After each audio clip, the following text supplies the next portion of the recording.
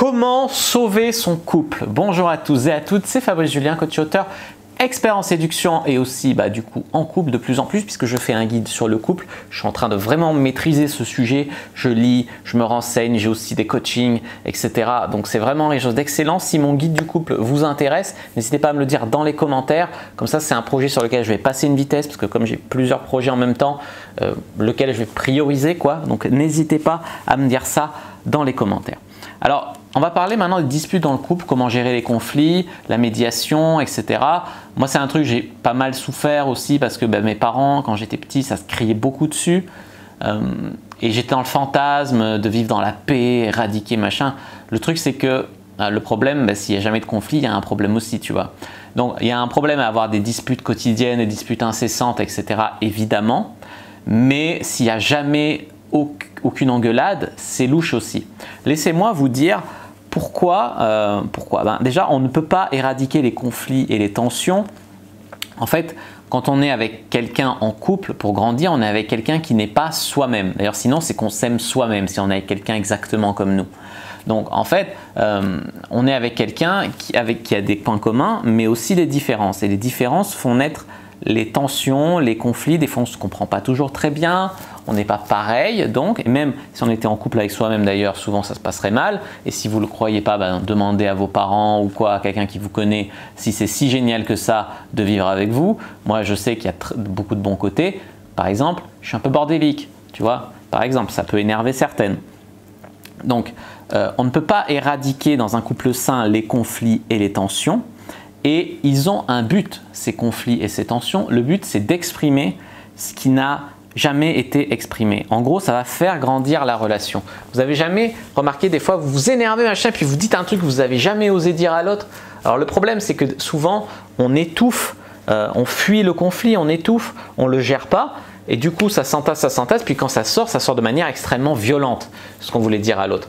Mais si on arrive à gérer le conflit au fur et à mesure, on arrive à faire avancer la relation sans que ça explose de manière disproportionnée. Et ça fait grandir, ça fait avancer les choses. Alors, ce que vous devez comprendre, c'est que s'aimer n'empêche pas le conflit. Il y a des gens qui se demandent, oui, on s'engueule de temps en temps, ça veut dire que c'est pas le bon. Mais non, mais on s'engueule toujours et ça peut même vouloir dire que c'est la bonne personne si ça fait avancer le couple dans la bonne direction. Bien sûr, si c'est toujours des voies sans issue, non.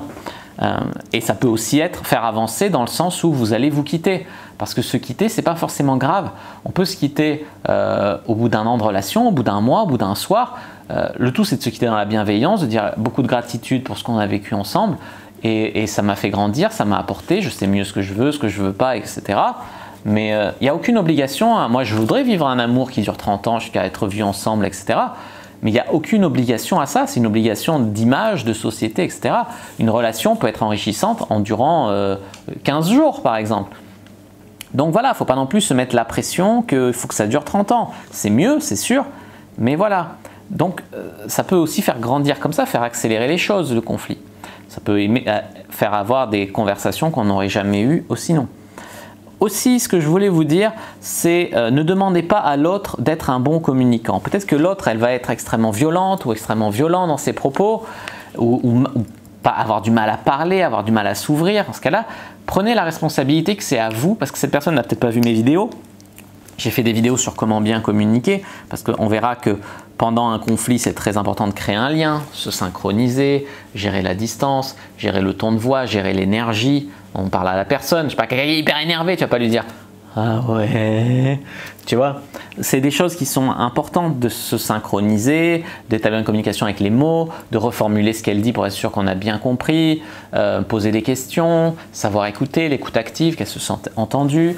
Tout ça, c'est des choses, on en a déjà parlé dans comment séduire grâce à la communication, mais ça sert aussi beaucoup dans le couple en fait, dans les problèmes de couple. Mais vous ne pouvez pas demander à l'autre de communiquer aussi bien que vous. Ça voudrait dire qu'elle a eu la même formation, regardé les mêmes vidéos, elle a fait ci, elle a fait ça, alors que ce n'est pas la vérité. La vérité, c'est quoi? La vérité, c'est que l'autre personne, c'est peut-être ailleurs, c'est son intérêt. Peut-être qu'elle apporte autre chose dans la relation. Mais que voilà, vous pouvez compenser à ce niveau-là. Il ne s'agit pas d'être au top partout dans un bon couple, mais de se compenser, les amis. Donc voilà, ne mettez pas trop de pression à l'autre sur ça. Peut-être que s'il voit que vous vous énervez plus pour des broutilles, que vous communiquez mieux, ça lui donnera envie de faire du développement personnel et de s'améliorer, mais vous ne pouvez pas la forcer, tu vois. Ensuite, créer un lien pendant le conflit, on l'a dit, donc mirroring, reformulation, etc. Partez du principe de bonne intention. Souvent, l'autre va se sentir innocent de ce que vous lui reprochez. Tu m'as menti, machin. Oui, je t'ai menti, mais c'était pour te protéger. Oui, mais je t'ai menti, mais c'est parce que, tu vois, souvent, on se raconte une histoire comme quoi on a fait ça pour les bonnes choses. Et toi, tu vas arriver en lui reprochant, en lui rentrant dedans, etc. Et ben, des fois, c'est pas la peine, tu vois. Donc, partez du principe que l'autre a eu une bonne intention. Déjà, ça va calmer. Je vais essayer de comprendre la bonne intention de l'autre, la bienveillance de l'autre dans ce qu'il a fait ou dans ce qu'elle a fait. Peut-être que c'est mesquin, hein, genre je t'ai trompé parce que t'as pas vidé le lave-vaisselle, dans ce cas c'est complètement ridicule. Mais genre des fois on ment pour des bonnes raisons, tu vois, c'est ce que je voulais faire comprendre ici. Ensuite, les amis, ouvrez votre cœur, ayez l'intention d'ouvrir votre cœur. Ça veut dire quoi? Ça veut dire pas de chantage affectif, pas de ah ouais t'es pas contente, ben alors tu verras plus le chat, ou alors pas d'ultimatum, ah ouais tu veux pas faire ça, alors c'est fini nous deux, c'est fini. Ça c'est des trucs qui sont difficilement rattrapables et qui laissent des traces quoi, qui font très très mal dans une relation. Plutôt que ça, soyez généreux avec l'autre, surtout ne soyez jamais radin avec l'autre.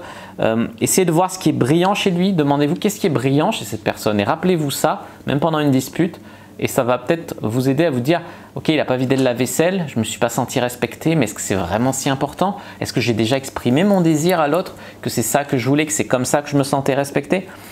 Est-ce que ça vaut vraiment le coup? Demandez-vous qu'est-ce qui est génial dans cette relation, demandez-lui aussi. Ça peut aussi atténuer le conflit. Parce que les relations parfaites, c'est très compliqué, hein, je ne suis même pas sûr que ça existe. Mais des relations qui construisent, où on est heureux, où on est objectif, on avance ensemble, ça oui, ça existe. Et des fois, c'est bien de se rappeler qu'est-ce qui est génial dans notre relation. Préférez laver votre linge sale en famille ou en privé. Commencez pas à vous engueuler, à vous afficher en public, l'humiliation publique et tout, il faut vraiment éviter ça.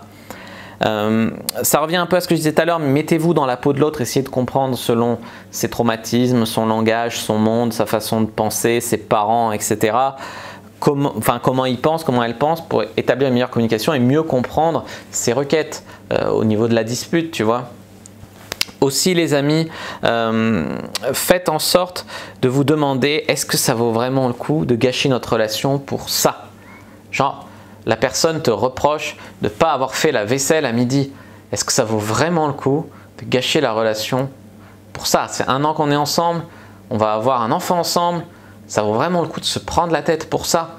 Alors, ok, je suis désolé, j'ai pas fait la vaisselle, je vais la faire et on passe à autre chose, tu vois. Ça part du principe qu'il faut reconnaître aussi ses erreurs, hein, évidemment. Mais ça ne veut pas dire qu'il faut dire oui à tout. Tu peux écouter, tu reformules ce qu'elle dit, ça tu mémorises bien. Et après, tu dis oui ou non. Et si non, tu ne peux jamais accéder à ces requêtes, comme mon ami qui tout à coup voulait des enfants et son copain n'en voulait toujours pas. Dans ce cas-là, ils se sont quittés. Ils ne pouvaient pas et c'est ce qu'ils avaient de mieux à faire, tu vois. Mais ils se sont quittés en restant amis et juste parce qu'ils savaient qu'ils avaient des trajectoires de vie qui allaient aller de manière différente. Il faut surtout que l'autre se sente compris. Donc, comme j'ai dit, reformuler, répéter. Quand tu dis que je suis bête, qu'est-ce que tu veux dire par là? Si j'ai bien compris, pour toi, le respect, ça serait que je fasse le lit le matin. Reformulez bien. Ça ne veut pas dire accepter, mais ça veut dire vous comprenez bien, vous la faites sentir compris. Après, vous voyez ce que vous en faites, si vous êtes d'accord, pas d'accord, si la relation continue ou s'arrête. Surtout, ne pas boire d'alcool en pleine dispute, ne pas se taper dessus, évidemment, ça va de soi. Est-ce que vous n'êtes pas coupable, vous aussi? Genre, ouais, je reproche à mon mec, si, ça. Mais en fait, quand tu vas à la douche, tu sors, il y a de l'eau partout. Alors, tu lui reproches d'avoir laissé traîner son slip, tu fous le bordel ailleurs, tu vois, dans un autre domaine. Donc, à un moment, il faut relativiser ça aussi. Vous n'êtes pas parfait, vous aussi. Ne demandez pas à l'autre d'être parfait, ne demandez pas d'être quelqu'un d'autre. N'ayez pas des attentes irréalistes. Autre chose, faites le premier pas vers l'autre après une dispute.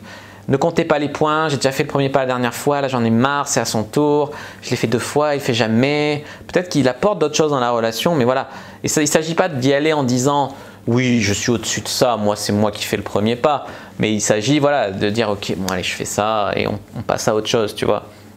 y mettre un peu du sien, mais il faut que l'autre mette du sien aussi, c'est-à-dire qu'elle compte pas les points et qu'elle elle t'accueille bien, parce qu'il y a des meufs, sûrement des mecs aussi, mais moi je te parle de mon expérience, tu fais un effort vers elles, elles sont super contentes à l'intérieur, mais elles vont quand même se faire supplier un peu, tu vois. Ça sert à rien, c'est mesquin, c'est petit, c'est nul.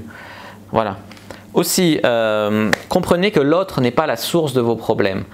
Il y a une fille par exemple, ouais, c'est toi qui me rends dépressif, c'est toi, c'est ta faute, c'est ci, c'est ça. Non, t'es dépressif, c'est un boulot de merde, t'as pas de vie. En plus, chaque fois que tu veux que je veux baiser, tu dis non. C'est toi qui te crée ta vie de merde. Ne partez pas du principe que l'autre est dépressive. Hein. Et puis il y a aussi, il faut tout pardonner. Ah, mais je suis dépressive. Ah, mais de toute façon, je m'auto-sabote. Moi, je suis comme ça. Non, mais travaille sur toi. Fais quelque chose. Ça me semble être une priorité. Tu es responsable. Voilà, responsable. Se responsabiliser. Sinon, c'est être un enfant. Et on n'est pas en couple avec les enfants, d'accord? Les enfants, ils ont besoin de chercher un papa. Ils ont besoin d'un parent. Donc, partez du principe que l'autre n'est pas la source de vos problèmes. Et si objectivement, l'autre est vraiment la source de vos problèmes, quittez-vous. Objectivement, ça veut dire quoi? Ça veut dire que tu es une personne gentille, tu fais tout bien, et l'autre toujours, il te tape. C'est inadmissible les violences conjugales. Donc là, oui, quittez-vous. Mais et se raconter l'histoire, que c'est la faute de l'autre, si ça. Et c'est juste que tu tournes en boucle en fait dans ta tête. Mais en fait, quand tu vas te retrouver toute seule, que tu vas t'être fait larguer, tu seras encore plus malheureuse et encore plus seule et encore plus déprimée, tu vois. À un moment, il faut réaliser. Il faut revenir sur les faits plus que sur l'histoire qu'on se raconte.